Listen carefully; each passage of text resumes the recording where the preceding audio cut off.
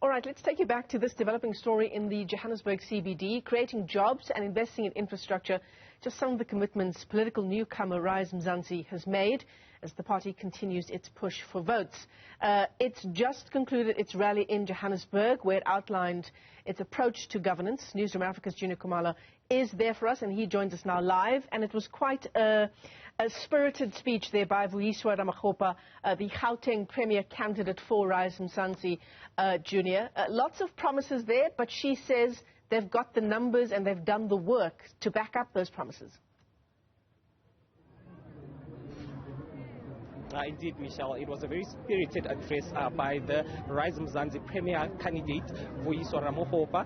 It was a packed crowd here, and the event was actually done next to the Gauteng legislature, so I'm guessing they were trying to prove a point to those who are currently in administration, the ANC. We know that the ANC barely held on to that province when they got 50.19% in 2019. But the newcomers on the block, Rise Mzansi, say they have a plan, and one of those plans is creating about 600,000 jobs in the next 5 years. Let's speak to the Rise Mzansi Premier candidate right now. Hi, Vuyiswa, thank you so much for joining us. One of the commitments that you made today is creating jobs, 600,000 jobs in the next 5 years. How is this going to be done? So we have a very practical plan that focuses largely on driving manufacturing, investing in industrial development.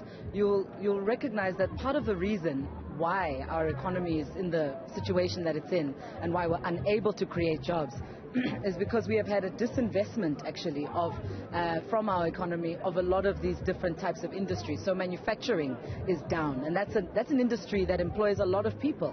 But if you look at the recent statistics, manufacturing has been going down for actually some years. So we need to get back onto manufacturing, but we also need to look at possibilities for new industries. And so we have identified some new industries that have a potential for this economy, green energy being one of them, obviously working off of the back of green mining, but then also being able to take it into advanced manufacturing sort of batteries, solar batteries, and all of those types of things. And there are a number of other initiatives. Of course, also small businesses are a core focus of our plan. Small businesses are a major contributor to employment in our province and in our country, but they receive very little support, and they don't receive the type of support they need, which is actually just capital. Businesses need capital to grow. And so we as a government have committed, as an incoming government, have committed to support SMMEs with low-cost capital and ensure that we are able to also forge those partnerships with private sector and have a cordial relationship with the private sector. One other thing that you pointed out is in the current governance is corruption within this current governance. And how are you, as an incoming government, as you called it, going to deal with that situation?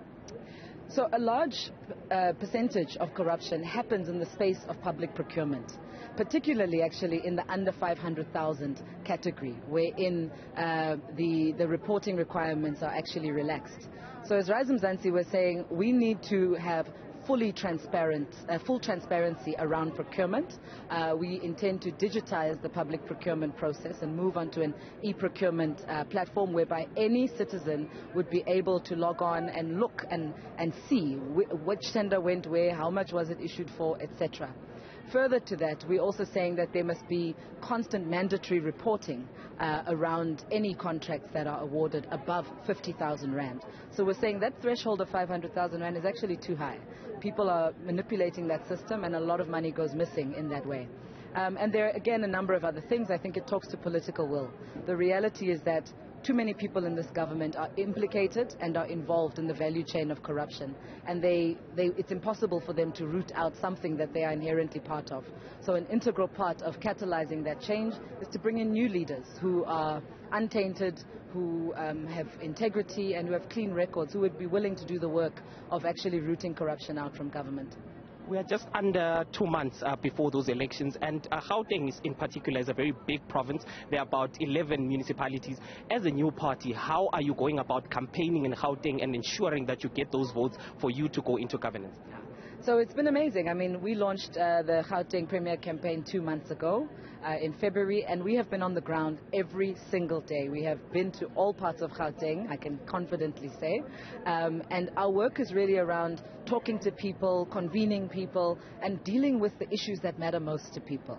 You know, people need politics to mean something to them, and Rise Mzansi works very hard to make politics accessible for people, because that's also part of accountability. You know, people need to feel that politics serves them, and we've really worked hard to bring politics back to people, to talk about the issues that matter to them. And sometimes those are not always the sexy, you know, big English political issues, but the issues that people care about, which is service delivery, which is safety, which is having care facilities for their children in their communities, which is ensuring that we have early childhood development centers, and all sorts of other things that people have raised with us. And so that becomes our focus. Rise Mzansi believes in putting people first, and our plan for Gauteng centers the things that we know people care about the most.